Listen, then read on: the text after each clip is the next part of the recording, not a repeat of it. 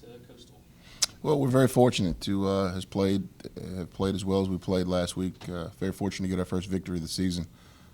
Probably the best crowd that I've seen at Dick Price Stadium. So I want to thank all of our fans and alumni and supporters for coming out in big fashion. It really helped motivate our team and spurred us on to victory. And when we can have crowds and excitement like that about our program, it helps our guys tremendously. Virginia State gave us some fits offensively, and fortunately we were able to turn the ball over on defense and turn those turnovers into points. When you can go 5 for 5 in the red zone and be, plus 40% third downs offensively, it means something. And when you can generate that many turnovers and give the ball back to your offense that many times to create extra possessions, it definitely helps. But we definitely have some things that we need to fix from last week in preparation for Coastal Carolina. Coastal's coming off of a big win, their first Power 5 win in the history of their program. Very good football team. I remember when Coastal Carolina started this program, in the early 2000s. I was at VMI, and the program's come a long way. Big and physical on both offensive lines. Their offense presents a little bit of a problem for us with the triple option scheme. Obviously, that's something that's tough to simulate in our practice, so we've got to make sure that we tighten down and do what we need to do to prepare ourselves in that regard. Defensively, I think the strength of their defense is probably the front seven. Big physical defensive line. Guys that get after you, more than capable linebackers, and that's not taking anything away from the secondary because they've got guys back there that can play too. Very sound on special teams, well-coached football team. It's our first day game, so we've got to make that adjustment. The first time we've really played on the road, so we've got to make that adjustment as well. So a couple of different things we've got to adjust that we have to get adjusted to this week, but we'll be ready for the task in hand. Coach, how do you, as a coach, how do you overall view the defensive performance, knowing that they did have the 6 turnovers, but also had 500 yards of offense allowed? So how do you kind of balance that as a coach, and how did you kind of talk to the defense?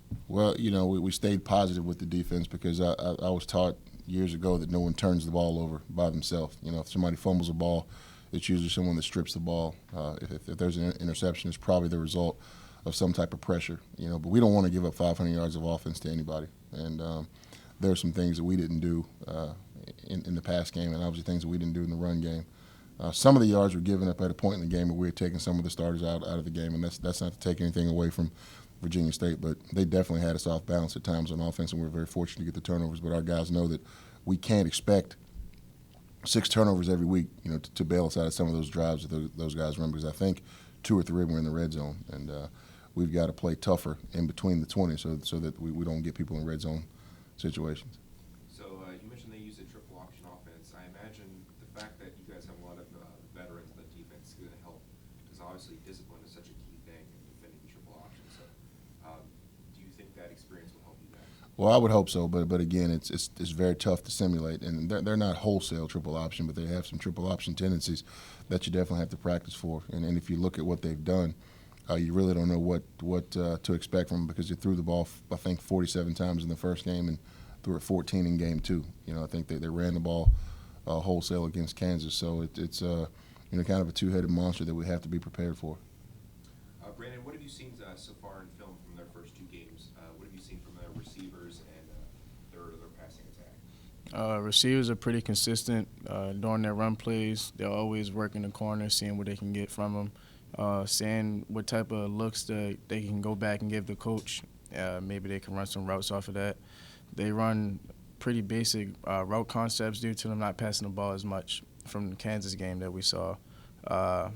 Still going through some of the first film, so we're still looking for some stuff. And also for you, Brandon, what do you think makes your guys' secondary such a good unit in the country? I mean, it's not just a conference thing. It's like you guys are one of the best in the country. So what do you think makes you guys so successful? Well, it starts with our leaders, Bobby and Nari.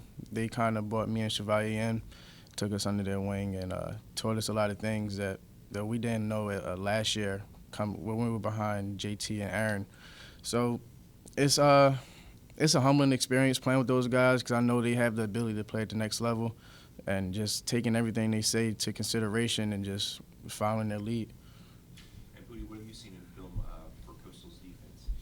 I see a lot of openings, but I also see a lot of good ball players on the team.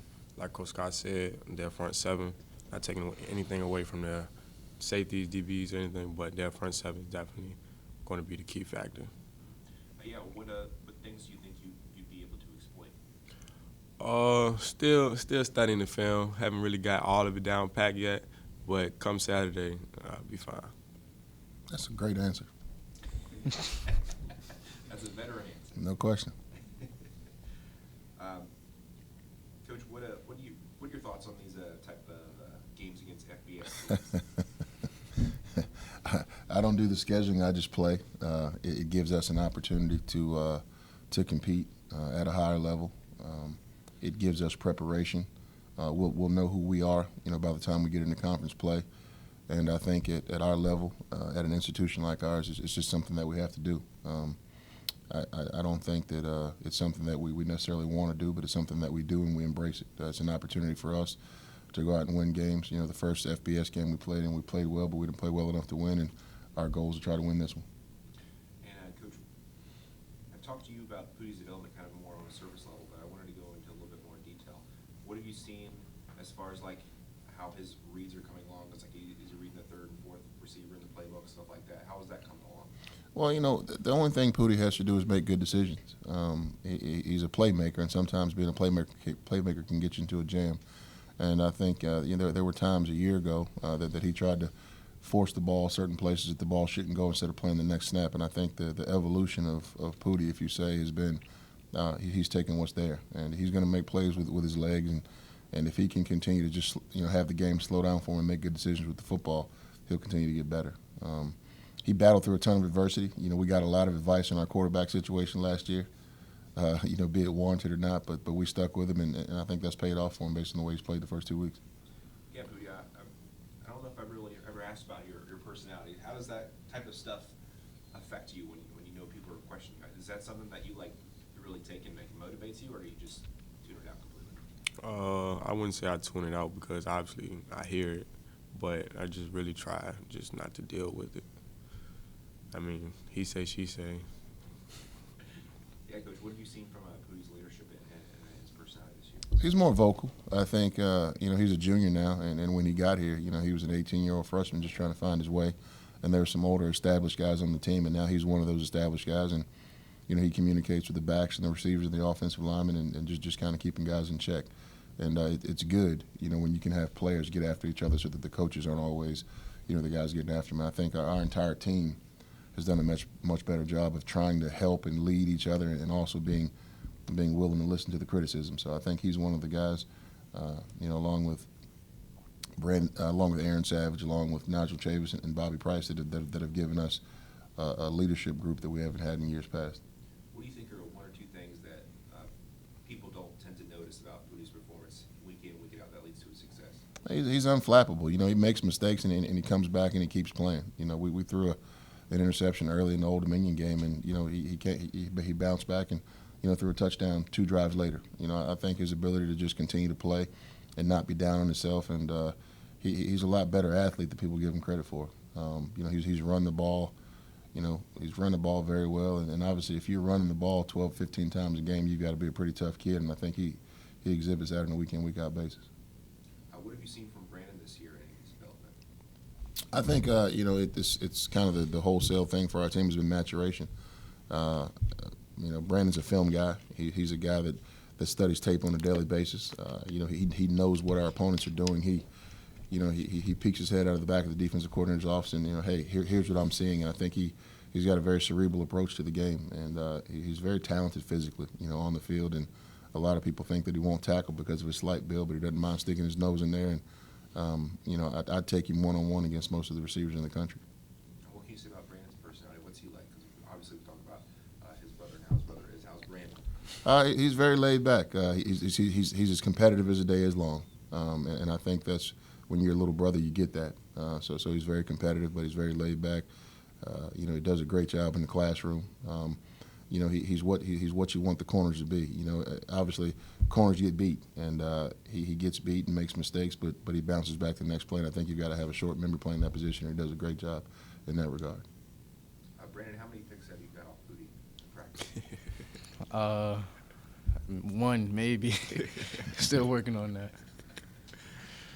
Yeah, Pootie in practice. What have you seen from Brandon and Just basically young players that wanna be better. So if you see somebody that wants to be better, it's just that's that's good. That's great.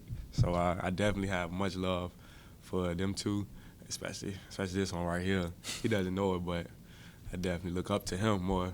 So Yeah, Coach, as far as the rushing defense, obviously it's been vastly improved.